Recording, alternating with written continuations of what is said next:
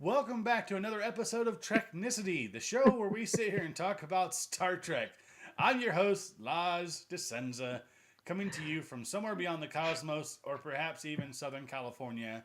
And with me, crying his eyes out because he knew this day was coming, my fellow redshirt geek and hetero life mate, Patrick Murray. Hey, what's up, crybaby? Well, actually, We're doing Nemesis. Yeah, we are.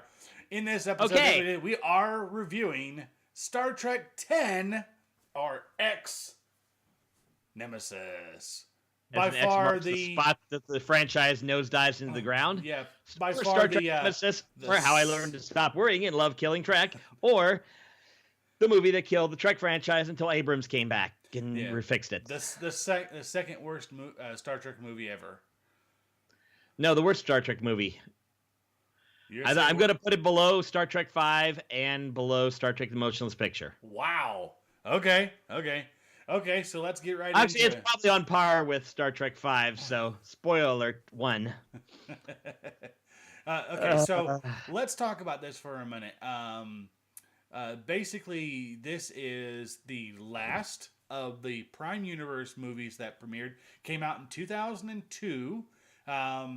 Was regardless of the outcome of this movie was going to be the last movie featuring Brent Spiner, and And the rest of the cast. yeah, pretty much. Was also, if I'm not mistaken, it was the feature premiere of one Tom Hardy, who went on to do such cool roles as Bane in Dark Knight Rises, Charles Bronson in Bronson, and Mad Max. Yep, Mad Max in Mad Max Fury Road. Excuse me, Fury Road. Except I didn't realize. Except I had to look to see who he was because I couldn't tell who it was over the makeup. Oh, in Mad Max, or are you talking about in Nemesis? No, in Numb My Ass. Oh, all right, Namaste. Star Trek Namaste. Yeah. Okay. So go ahead and lead us in because you pretty much kind of guide a lot of these discussions. I'm just going to jump in there. It starts with a screensaver. You know the old Windows Starfield screensaver? That's pretty much what our opening credits look like. But and then of course the letters, they got them all ass backwards because mirrored or some. I assume there's some meaning, but who cares? Of course. And then they zoom in on a giant circular CG city. And this is the Romulan Imperial Senate, apparently. Oh, yeah. Before that, they do fly past Remus. Yeah. It's a lot of obvious CG. Yeah. Now, just I want to point out here. I want to point out the name of the planet is Remus, and I'm pretty sure that's what the movie did to us. Remus. Yep. And basically, they're talking about the Remans that we've never heard about until this movie because apparently they're all weird and the Romulans don't like them and don't trust them and they get nothing. They're uglier. They are uglier space elves than the space elves in Thor: The Dark World. And that's saying something. Yeah, that's saying something. So one of the senators leaves, and immediately after it, they get a sparkly green light show, which kills the entire Romulan Senate. Again, foreshadowing for what they do to the franchise. Yes. Everybody turns into a rotting out and turns to dust and falls over and explodes and it's done. There's nothing left. Yeah. Yes, like the franchise. So we cut to Picard. He's making a speech at Riker and Troy's wedding. Yay! Now, interesting, if you look at the end credits, Will Wheaton's actually credited as Wesley Crusher. Mm-hmm. He's there. And that's nothing. He does nothing. Although, just where Guinan gets more dialogue than him, and she's not even credited in this movie. Right. So there is a deleted scene though. However, where Will does talk to Picard and Riker and Troy and Data, but of course it ended up on the cutting room floor for good reason because it's Will Wheaton. Yeah. In other words, somebody decided the Shut Up Wesley thing needed to come back. Yeah, because he did that with Shut Up Data. Mm-hmm. Oh yeah, and then they cut him out of the movie because Actually, I think that's the best thing they could have done. You know, it's kind of like, hey, come over here, and we're gonna put you in this little short scene for the beginning of the movie, and it's gonna be like cool, and you're gonna talk to everybody, and then everything, and then like, haha, watch this, snip, done, bye. That's depressing. Either way, that's how the editing team tells Wesley to shut up. Yeah. So let's see here. What have I got in notes? Oh, Data decides to start singing the song "Blue Skies." Worf, meanwhile, is just sitting there, hungover on ramen and ale and hating everything, and it's like, and making another. This all. Yeah. How am I in this movie? I'm not even. You know what it is? He read the script. That's the problem. He read the script. But actually, he makes a comment about Irving Berlin. Like, oh yeah, whatever. But the other thing is, and of course, he makes the other comment: robbing the ale should be illegal. It is. Well, duh. You guys are freaking idiots. Come on. Yeah. So Worf's just pretty much wet blanketing in this for a while. Yeah, also, it should be noted that Michael Dorn, this is his least favorite movie, and he was pretty upset the fact that Worf pretty much had nothing to do in this entire movie. Well, yeah, let's see here. When you have Brent Spiner helping to write the movie, who do you think the star character is going to be? Besides Sir Pat, because we gotta have our Sir Pat fix, or this movie will not live. Of course. So Data's the number 2 character. Even though Riker and Troy are getting married, he's moping about that too, because they're all on the way to Beta Z to do the wedding, which means naked time. Yeah, and of course, the funny thing is that Worf seems to be the only one who has a problem with getting naked. And I'm like, come on, man. You know, like, really? You, dude, seriously. Probably the most well-hung member of the crew. I'm not going there. I'm not going there. I know where my brain just went, and we're not going there. That will get us in trouble. Even though, yeah. Let's put it. I wouldn't go there on 3x2. That's how bad my joke is. Wow. Okay. So what happens is they detect some positronic emissions on a planet near the neutral zone. It's like, yeah, how close were they to the neutral zone that they were able to detect these positronic signals coming from this planet? I mean, who knows? Were they? I mean, because remember, Riker and Troy got married on Earth. It was quite clear they were in Alaska because that's where Riker is from. And so, how close? I mean, literally, how close are they that they found? Like, and the Enterprise scanners, long-range scanners, must be like. I mean, they must be like Abrams-verse quality, you know? Yeah, I think this is a preview of what happens in the Abrams-verse. Just whatever the plot needs, you come up with it. Yeah. If you need to scan, if you need to beam to, say, the Klingon homeworld, why not? Yeah, in filmmaking, we call this a MacGuffin. I call it a McBullshit. And I'll agree with you. I'll give you... Yeah, there's MacGuffin, there's a MacGuffin, and then there's a McBullshit. This is McBullshit. Oh, okay, yeah, fair enough. So, of course, they fly to the planet, and Worf and Data and Picard go down because they get to take a dune buggy. Yeah. Yeah! I've been wanting to take the Argo for a ride. I bet you have. Because, there's no place that he could possibly try out stuff like that, like maybe the holodeck or something like that, because... Or Earth, or there's no place on Earth that thing would be suitable to drive around on at all. Like Southern California, where they obviously shot this too. No, it would never work. Yeah, although for some reason they get on this planet, they seem to have Zack Snydered it into sepia tones and no color whatsoever. So they get down there, they get down on the planet, they get to where they detect a signal, and Data can't pinpoint it because. Obviously, they can detect it from half the galaxy away, but they can't pick it up when they're few meters away. Because there's the nasty-looking ion storm coming. It looks like it might. And there's sand, which is coarse and dry and gets in everything. Now it's my turn to cry. So of course, there turns out there's an arm there, and it comes up, and zombie grabs Worf. I know, and he's spooked about it, like Worf. Okay, I mean, I'm pretty sure if somebody cut a fart, he'd jump 3 feet. Yeah, somehow I think they wrote him as an idiot in this movie. Yeah. No wonder Michael Dorn was like, ugh. Which brings me, he was no longer on the Enterprise. I mean, in First Contact, they had a reason to get him there. In Insurrection, they shoehorned him in. Did he just, okay, I'm back. I'm going to take over. I'm going to be here, and I might as well because Data's going to become first officer, and Riker's taking his own ship, yada yada. What did he just take a sabbatical from DS9? Did I forget about that? I don't care.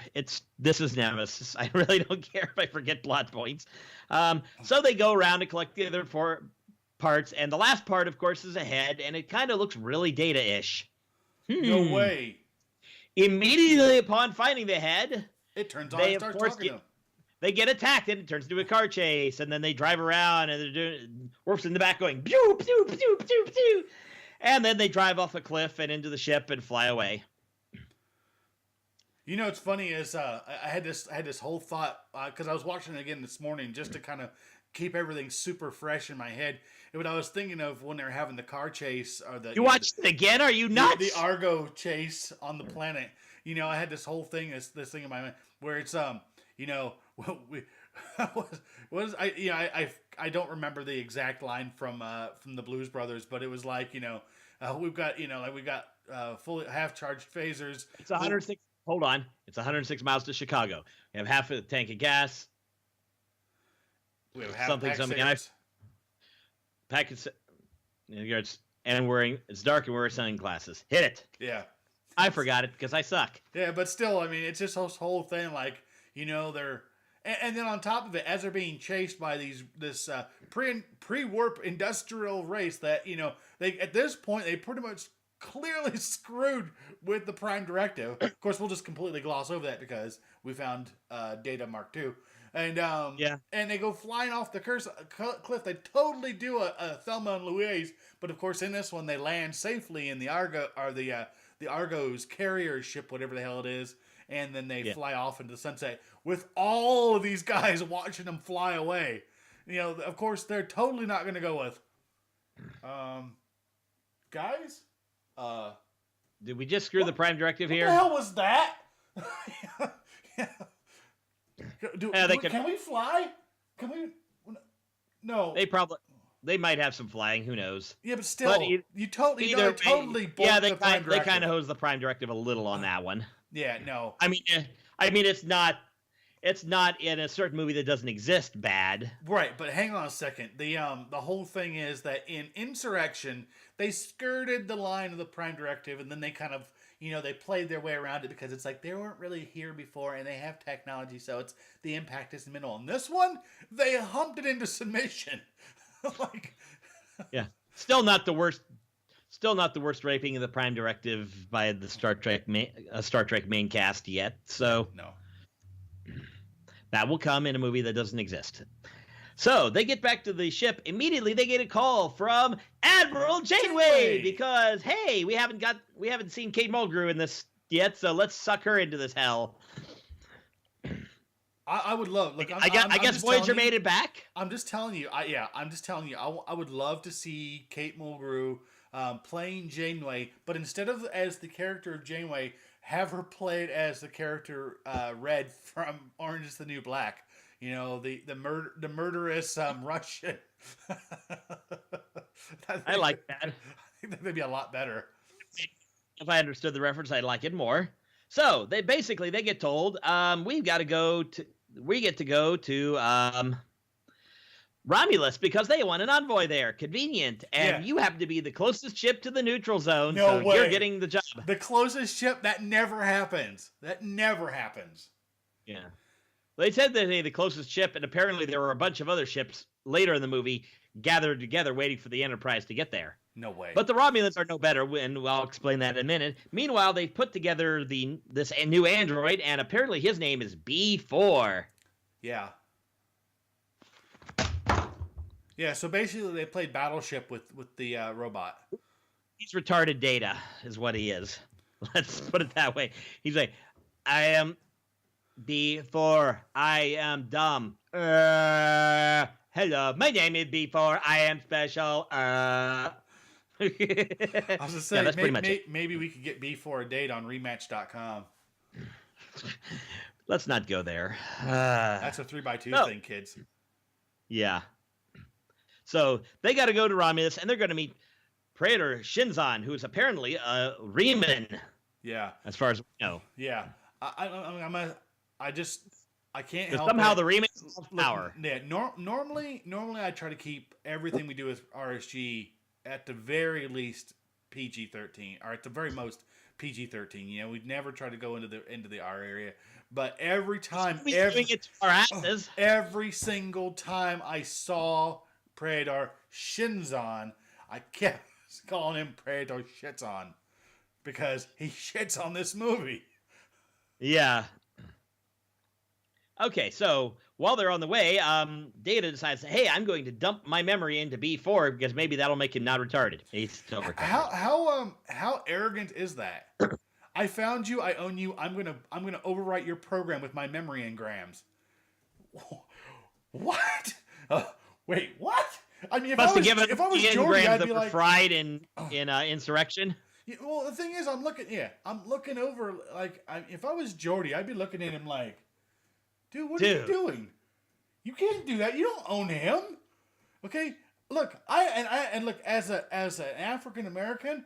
I know a little something about owning people. Okay, you don't own B4. You don't. Okay, so you just need to stop. You need to stop. Like, you need to. Okay, this is a point where we start to get the show us on the Android where he touched you. Okay, because this is just crazy. This is stupid. We also note an extra data port in there on B4. So what you're saying is it's a data within a data. That's like 4 data. Whatever.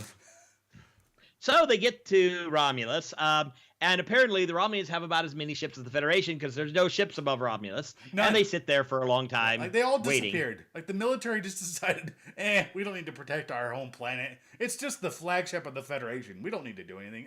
Come on, let's go get a drink, guys. Eventually, though, this giant ship decloaks. This is one badass ship. Obviously, it's got tons of weapons, and it looks like Romulan death ship number whatever. Number 1, because number 2 comes in the next movie. Yeah. Okay, so remember the line. Remember the line from Picard. She's a predator. See, I'm starting to sense a theme here. Bad touching, owning other people, predators. Okay. This is really... Okay, we're not going... Like, I better not go there. We're going to get the Klingons back into this. This is totally wrought with just complete, overtones of we're going to ram the franchise into the ground. It should be noted as well that Stuart Baird, who we agree, after discussing this before we rolled, that it seems like he edited a number of really cool movies and did a fantastic job.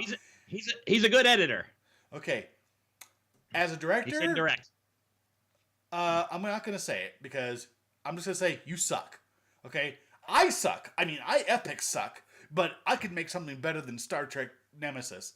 Seriously. The other thing to note is that Stuart Baird... Like the marriage video? Wait, yeah. You didn't direct that. No, I was just the camera guy. The DP. Yeah, we're not looking at you, John Turner. Okay. But the thing is, what I wanted to say is that Stuart Baird was notably not a fan of Star Trek, knew nothing about Star Trek before they hired him to direct this movie.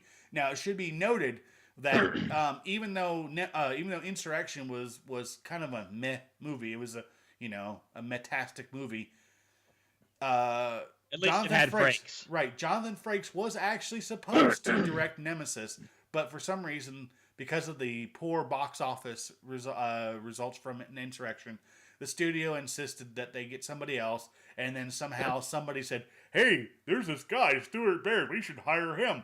And the studio's like, and they're like, oh, whatever, it's not Frakes, so here you go. I mean, at this point, I think I would have been okay with Shatner directing this movie before Stuart Baird.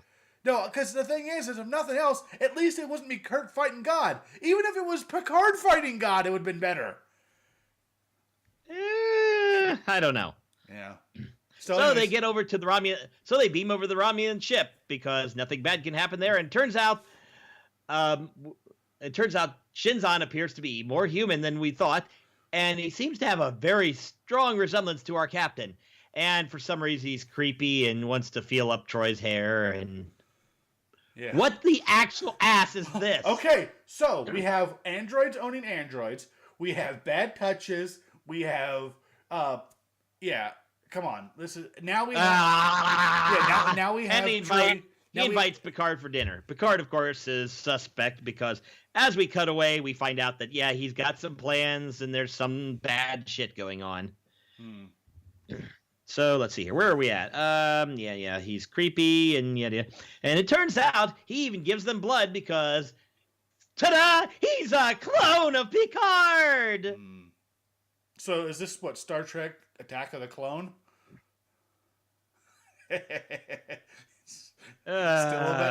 Still a better love story than Twilight. Fair enough. So we cut at some point to B4, and he's just sitting there looking, and then starts accessing something. Yeah. So we cut to the dinner between Shinzon and Picard. Shinzon gives his backstory. Apparently, he was created to be grown up and then eventually used to replace Picard as a Romulan spy, except that the administration's changed and they tossed him on Remus to die. I want to know who the Praetor was. Was it Praetor Trump?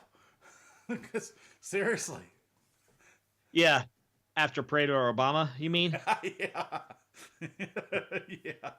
Unfortunately, they're talking about peace, but apparently, who knows? They talk and they're talking about how he might be evil. He might be evil Picard, and Picard is good Picard, or Picard's good Shinzon and he's evil. I don't know. Who cares? It's convoluted to say the least. Yeah, it's a convoluted. This is our way to reflect. This is what Picard would have been like had he been raised on Remus and tortured and become a bastard. Again, there's that word Remus, because it's exactly what the story's doing to the franchise. So back on the Enterprise, after Picard's come from dinner with the Creeper, we discover a couple things. First of all, they know about the data breach, and Data and Geordi are investigating the data breach. They also talking about this new radiation. What is it called? Thalaron radiation. Apparently, it's really bad shit. Like really bad.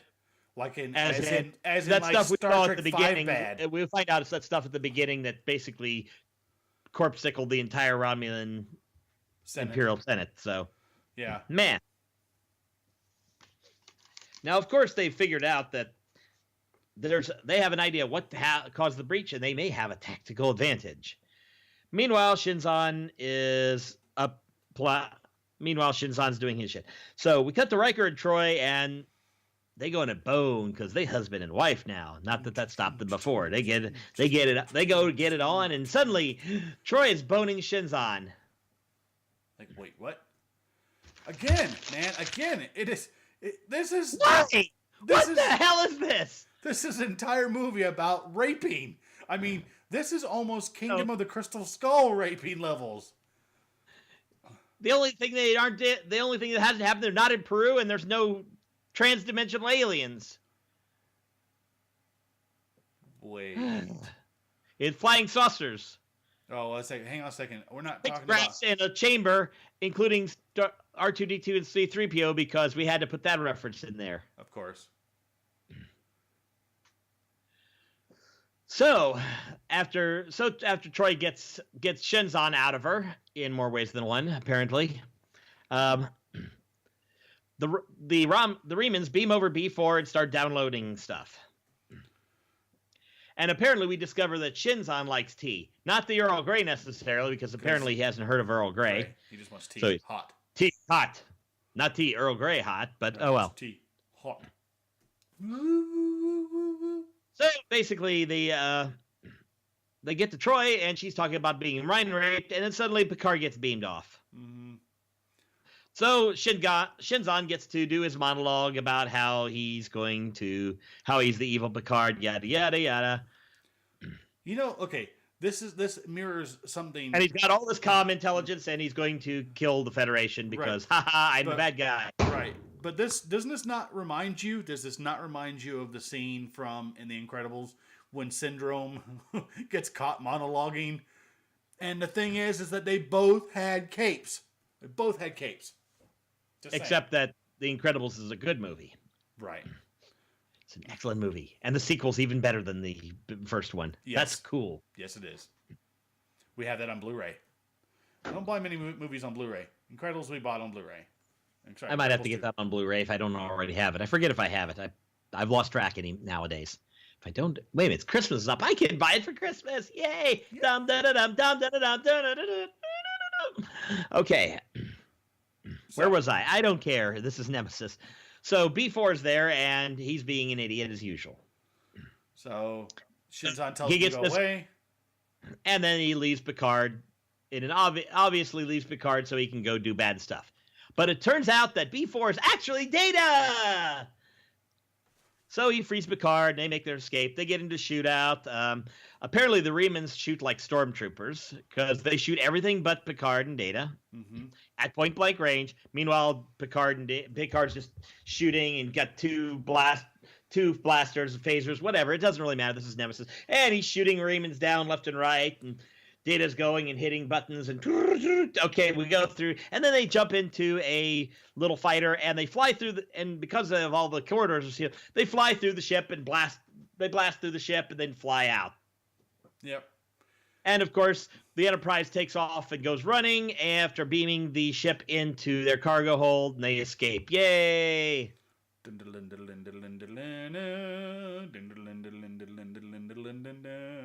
It's Star Trek Bonanza as they run away. Now, it turns out that the Romulans are starting to get pissed off with Shinzon because they want to conquer the Federation, but Shinzon just wants to go and blow up Earth. Yeah. Because this is a Star Trek movie, we gotta blow up Earth! That never happens. Nobody ever targets Earth in Star Trek movie. They've never targeted Earth Star Trek except in Star Trek The Motionless Picture, Star Trek. It didn't happen in Star Trek 2. Okay, it didn't happen in Star Trek 4. It didn't happen in Star Trek... Star Trek 2 is just going to kill... Well, but remember, his next target was with the Genesis torpedo was going to be Earth. Of course. And didn't happen in Star Trek 2, didn't happen in Star Trek 4, where the alien probe comes and tries to destroy Earth because it's missing its whale friends. And then it didn't happen again in Star Trek 8, or... Could have happened. Or 5 or 6. It was implied that they could have gotten that. Star Trek 8 would... Oh, First Contact. Insurrection, they skipped it. Then when we get into the Abramsverse, obviously in Abrams Trek, they take out Vulcan and they go after Earth. And then I think that's it. There are no other movies that have Earth involved in Star Trek after that. Right. Yeah, because in Star Trek Beyond, technically he's not going after Earth. He's going after the Yorktown station. So fair enough. I'm sure he would eventually come to Earth. Yeah. And the movie that doesn't exist, of course, they weren't on Earth because the movie doesn't exist, and they didn't crash in a giant mega Enterprise into San Francisco in that movie because that doesn't exist. Wow. Thanks a lot, Nemesis. Who cares? Yeah, we'll get to that. Yeah, we'll get to that. You're going to have to do some bleeping in that one, I think, because seriously. So, few things happen here. Crusher reveals that Shinzon is apparently dying because they were going to age him to Picard levels, but they didn't, so he's breaking down. And Shinzon's going to break out the cascading biogenic pulse, which is the big bad weapon throwing out the whatever, who gives a shit radiation. So they gear up to get a fight. Now, and apparently, they're flying along, and we cut to the Reman ship, and they're flying right behind the Enterprise, just quietly saying, we're following the Enterprise, la, la, la, la, because they can't detect them, because apparently the cloak's perfect. Yeah, perfect. Absolutely perfect. And they're planning a trap when they hit some nebula or something. So they get to the rift. So they get up to the rift, and they're talking. Picard and Data are talking in stellar cartography, and stellar cartography goes fuzzy, and it's like, of course, because we're going through the Bazar rift. We're going through here, and everything's jammed.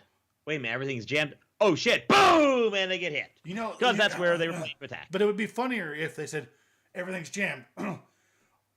Raspberry. Only one man would dare give me the raspberry. Shinzon! Yeah, exactly. Oh, we're horrible. So of course they start into a fight, and Shinzon tries to talk Picard into surrendering after blowing the bridge open, so that there's no bridge display. There's the force field. We're looking at Shinzon's ship. Then the Romulans show up and start fighting with Shinzon. He blows up one ship, cripples another, and pretty much kicks their ass. Lots of shooting.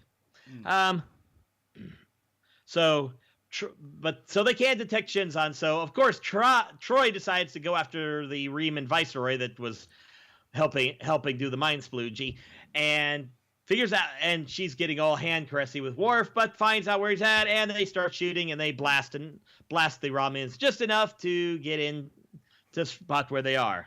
Yeah. Of course, they're blasted so bad that they have no chance, and Shinzon's basically okay. Oh, this is where the Riemans beam over. Then Riker starts fighting one after they pretty much dispose of most of them. Meanwhile, the Riemann ship's sitting there just waiting for Picard to surrender. They've been hit bad, so Deanna Troi takes over. Oh no, you know what that means. We're gonna crash the ship! Except Picard tells her to do it this time. Mm-hmm. And they fly into the Riemann ship. And then the Riemann ship pulls out, and everybody's ship's busted all to hell. So what you're saying is, the Riemann... Deanna Troi sucks as a helmsman. The Enterprise smashes into the Riemann ship. The Riemann ship pulls out, and there's a mess everywhere. Yeah, pretty much. This is not boding well for all the references in this movie. This is Star Trek bukkake, folks. This is Star Trek inappropriate. So Shinzon starts the big weapon, and it's going to take 7 minutes. So how's he going to go to Earth and blow up Earth in 7 minutes? Well, at this point, he knows it's not going to happen. Have this. Yeah.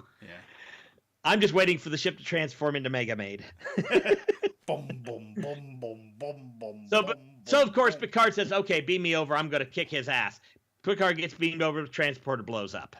So Data says, "Screw this." He runs down, finds a corridor that's open to space, pointing towards the Riemann ship, and goes on a running jump and gets blown out, and flies over and grabs the Riemann ship.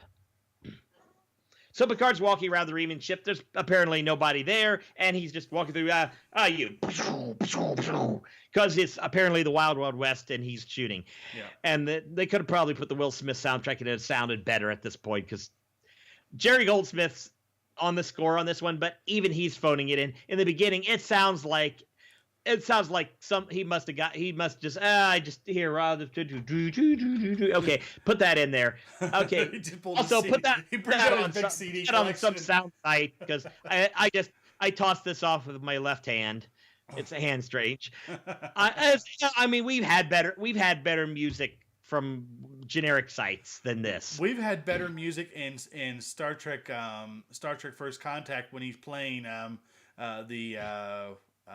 ooby dooby ooby doo. I mean, wah-doo, wah-doo, wah. I think we had better music in Star Trek 4. That's the stupidest music in the Star Trek franchise. Let me say that. Are we talking about the punk rock music on the bus? Oh no, that was awesome. That was... All right. Okay, so let's get back to where we were. As we watch you unhang yourself. Yep. So Picard gets on the bridge, shoots all the Riemanns, and Shinzon, of course, is fine. Shinzon, of course, they fight. They have a knife fight. And Picard rips something off the wall and skewers him. I want to know, that's another stupid cliche joke in there, okay? The Riemann brought a knife to a phaser fight. No, Picard lost his phaser. He was going to shoot the weapon, and nope, I guess not. So he just stands there. Data shows up, walks in, slaps the emergency transporter thing on Picard, and Picard beams back to the Enterprise. Data shoots the thing and explodes. The end. Oh darn! How terrible. Did I mention this thing got a 38% on Rotten Tomatoes? This is where it is in my notes because this movie sucked. The funny thing is that is at the end of the movie, Brent Spiner's looking at everybody's like, if they make another movie, I don't have to come back. But you do. Although, okay, so just so you know, there was a note that what they did say is that Brent Spiner had actually mentioned that if they had made another TNG movie after Nemesis, they would have found a way to repurpose B4 as Data, which is actually something they did do for the Abrams-verse Star Trek, technically Star Trek 11, which was, the reboot Kelvin universe. The comic books that came out before that movie features Data, Captain Data, having been resurrected by Geordi after Geordi figures out how to restore the neural, positronic and neural pathways in B4 so that they were as sophisticated as Data. And because all of his memory engrams are in there, Data came back and subsumed the B4 personality. Because B4 is a retard. And also, who cares? Because let's be honest, starts at this movie. Yeah.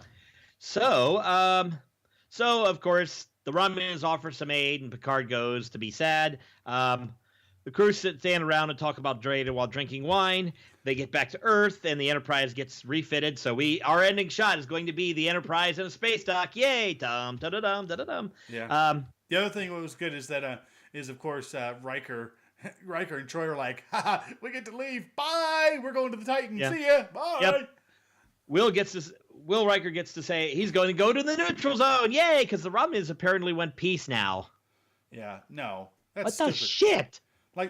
And you're talking about the same Romulan military who wanted to destroy the Federation? Wait a minute. Yep. What? Yeah. So Picard starts talking to B4, who sits there and goes, hey, I'm B4, I'm special. My brother was special too, I guess. But saw the sun, never saw the sun, never saw the sun. Starts singing Blue Skies because, oh no, Data's going to be back, yay, in the next movie, which isn't happening because this movie sucks ass. Pretty much. Yeah. On that note, we're going to give this an official one. Also. So. One. Because of this movie, because of its very poor reception and performance in the box office, pretty much the Star Trek franchise was dying. It was dying. And the only thing holding it up at this point was Star Trek Enterprise. And we know what happened to that with season 3. It killed the franchise. It actually killed the franchise until 2009. 2009. When was this movie? J.J. Abrams. Sorry? When was this movie? 2009 from what? When did they shoot this crap? This was released in 2002. So 7 years. 3 years later, the franchise would be officially dead because Enterprise would be gone. Even despite the beautiful season 4. Season 4 is fantastic. I mean, we should actually do episodes where we just do nothing but cover the 4th season of Enterprise because that was fantastic. However, we might do that in the future. You've got more Treknicity to do. I'm kind of burned out. Although we still have 2... So we have 2 movies left to review. 2 movies left. 2 movies. Count them. 1, 2. Yeah. Guess where I'm going when we finish Abrams Trek and before we do Star Trek Beyond. You know what's going to happen there. Yeah. Well, that's right. It's going to be the shortest episode ever. Well, no, you'll take the brunt of the episode. I'm just going to comment about how terrible everything is. But it's this movie, be the shortest episode ever. Actually, it had some, but it should have been over at about an hour and a half. Yeah. I was getting to, okay, we're almost done. Then I click it. It's like 48 more minutes to go. The thing is, okay, now remember, the thing to remember, okay, is that Shinzon was sent to Remus to die, okay? Basically, they figured, we're not going to do this plan anymore. He's a little child. He won't survive the dilithium mines, blah, blah, blah, blah, blah. But why? Why does Shinzon have such an irrational anger and hatred of Captain Picard? Somebody he's never met before, somebody he guesses, he's been told that he's supposed to be cloning because he's the head of the Federation. But why? Why does he actually even care? Why does he give a shit about this guy who happens to be, his progenitor? Well, he needed his magical space blood. That never happened. That never happens. This is true. Ever. Well, he did need a full transfusion from Picard to not be dead. True. And he was dying the whole time, and he was looking really rough. Oh yeah, I forgot that because I tried to blank this movie out of existence. If they had done the whole scene, like maybe Picard and Shinzan with the I shall be and ever shall I am and shall ever be your friend, I think I would have chucked along on that one. But anyways, that's all the time we have for this episode of Treknicity, because if we keep talking about it, we're going to need therapy. So, I have been your host, Lars Di Scenza, and with me has been Patrick Murray. As always, in this episode and in on the series, we always encourage you to rock out with your Spock out. Goodbye, folks. See you next episode. Bye!